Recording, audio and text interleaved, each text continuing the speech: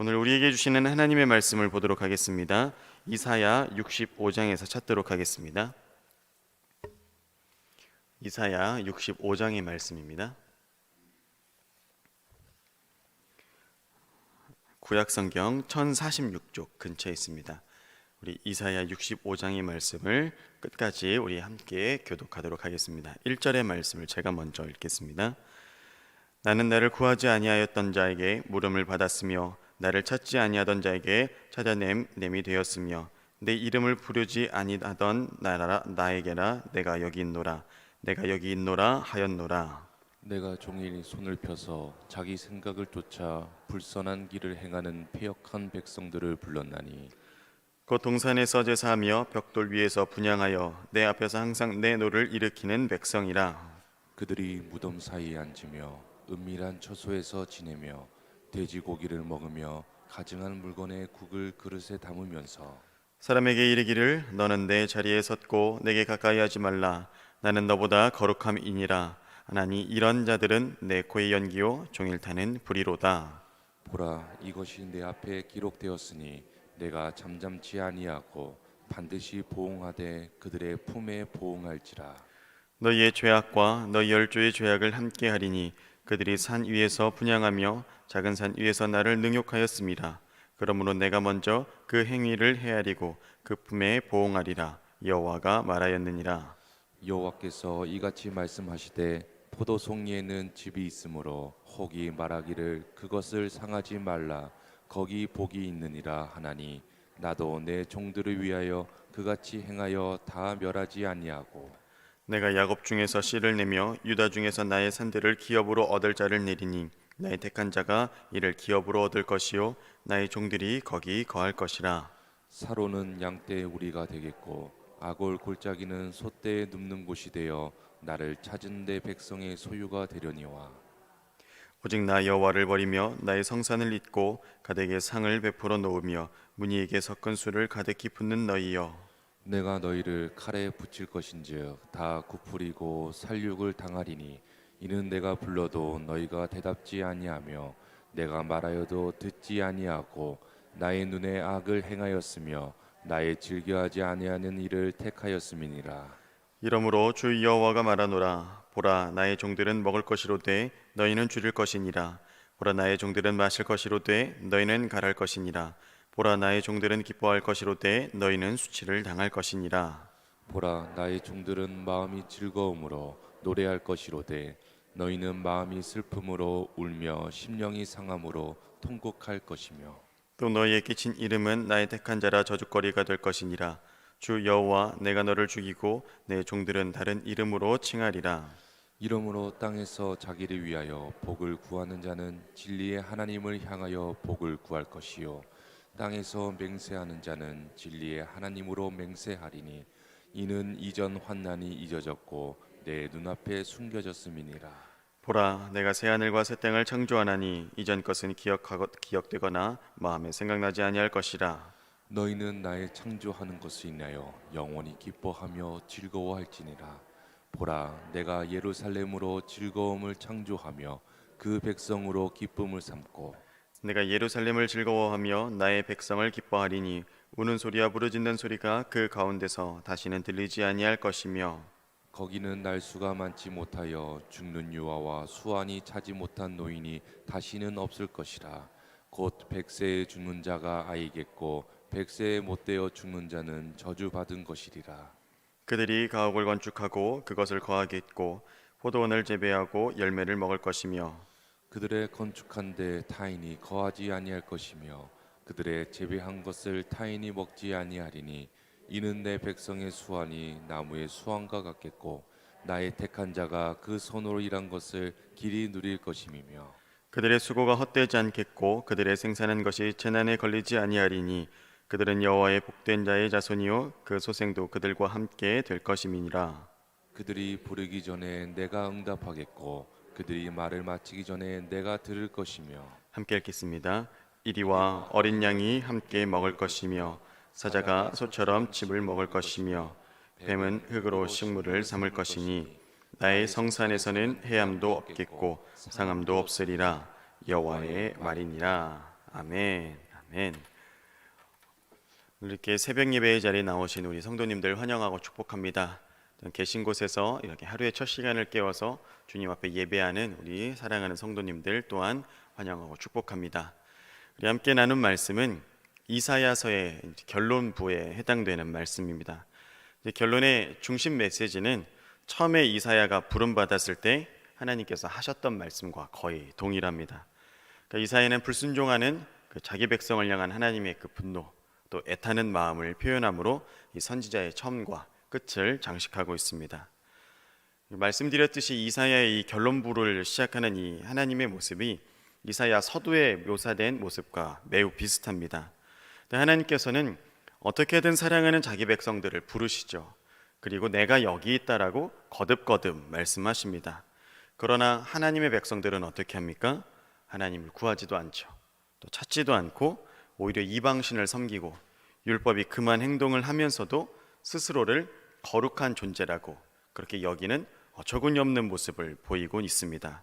하나님께서는 어떻게든 그들을 돌이키려고 하셨고 하나님의 그 선한 사랑과 그 용서함으로 인해서 그 백성들에게 끊임없는 기회를 주셨지만 하나님의 말씀을 거역하고 불순종의 길을 따르며 주님의 이름을 파는 그런 백성들의 모습을 볼 수 있습니다.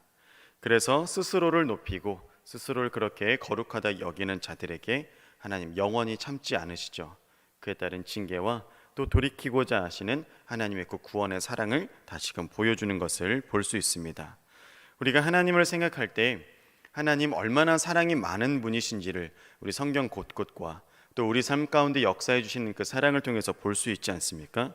특별히 가장 큰 우리가 누리는 그 구원의 사랑이 무엇입니까? 하나밖에 없는 예수님 우리에게 보내주신 것이죠. 그것보다 더 큰 사랑의 증거가 우리에게 어디 있겠습니까?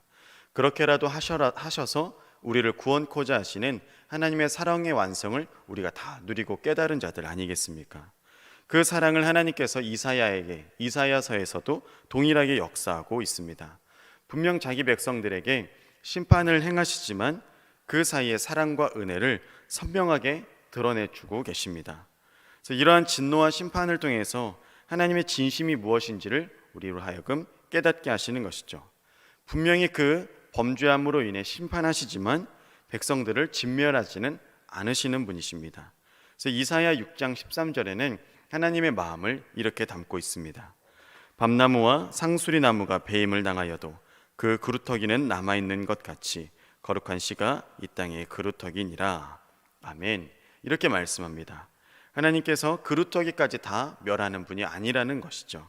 그래서 하나님은 종들과 또 택한 자들, 하나님을 찾은 백성들, 그들을 남게 하실 것, 이 말씀을 더하고 있습니다.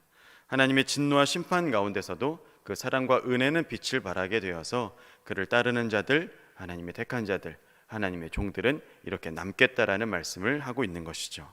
근데 하나님은 다시 한번 우상 숭배자들과 악인들에게 심판을 선언하십니다.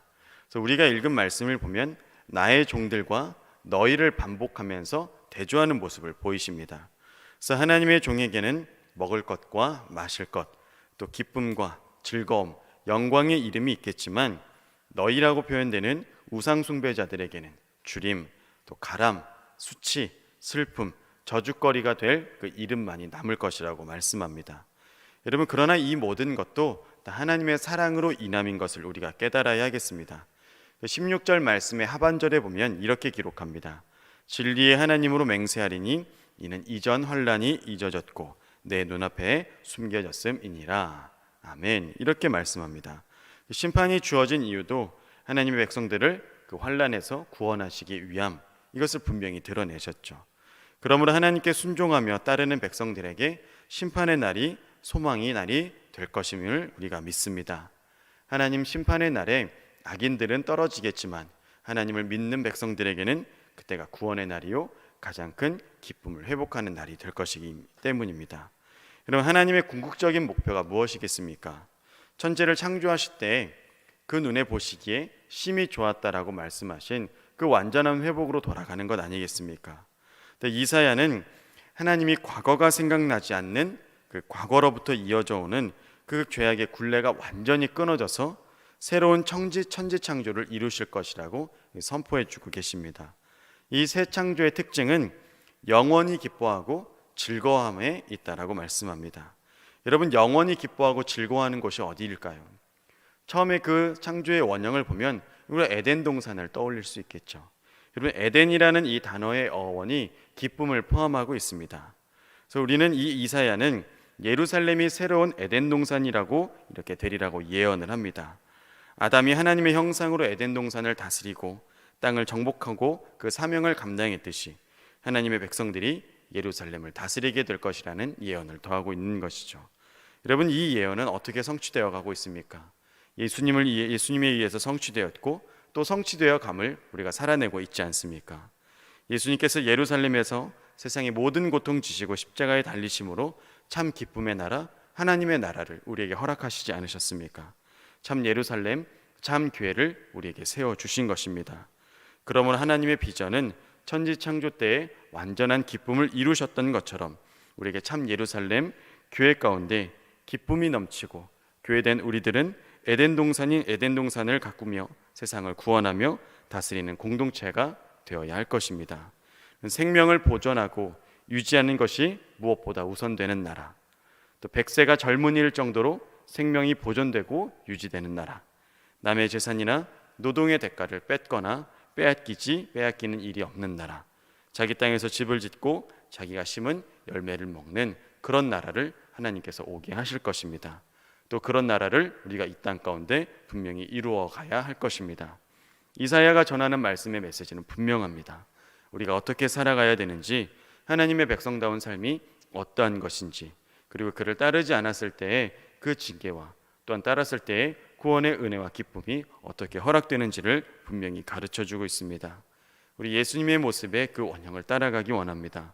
섬김을 받으려 함이 아닌 도리어 섬기려 자기 목숨을 많은 사람의 대속물로 주신 그 사랑을 본받아서 세상의 상식과는 전혀 다른 하나님 나라의 백성으로 살아가시길 주님의 이름으로 축복합니다. 이리가 어린 양과 함께 먹는 세상, 하나님 나라를 이 땅에 오게 하는 우리 모두들 되시길 예수 그리스도의 이름으로 축원합니다. 기도하시겠습니다. 하나님 아버지, 감사합니다. 하나님 보시기에 심히 좋은 완전한 회복이 이 땅 가운데 이루어지길 간절히 원합니다. 그 땅을 사모하고 나아가는 우리 되기를 간절히 원합니다.